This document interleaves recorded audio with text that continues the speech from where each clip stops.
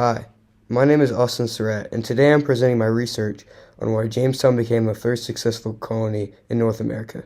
Most people learn that Jamestown survived because of luck or because the settlers just didn't figure things out.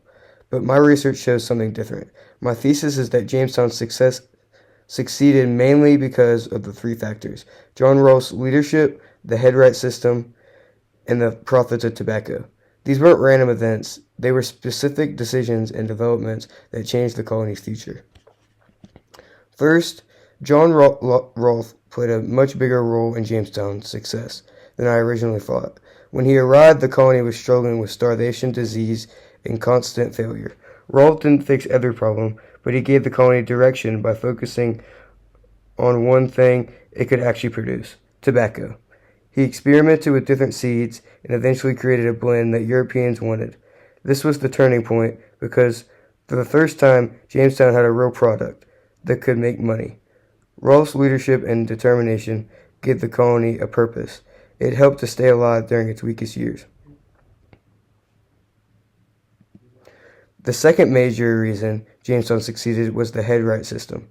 This policy promised 50 acres of land to anyone who paid for their own trip to Virginia, and even more land if they paid for others to come with them.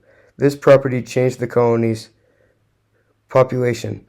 Instead of barely surviving with a few desperate settlers, Jamestown suddenly became a place where people wanted to live because they could earn land, status, and opportunity.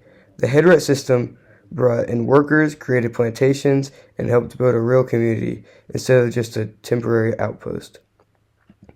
The third factor was the rise of tobacco products.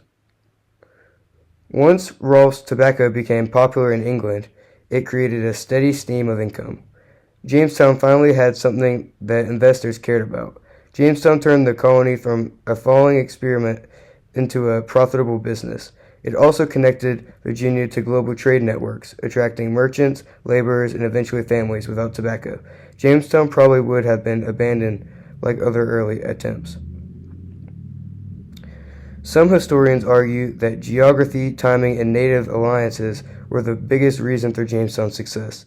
Those things did matter, but my research showed that Rolfe's leadership, the headright system, and tobacco products had more direct and lasting impact. They solved the colony's biggest problems: a lack of leadership, lack of people, and a lack of money. In conclusion, Jamestown didn't survive because of luck. It survived because of decisions that gave the colony economic stability and population growth. Rolfe brought leadership and a marketable crop. The headright system brought people and expansion, and tobacco profits kept investors committed.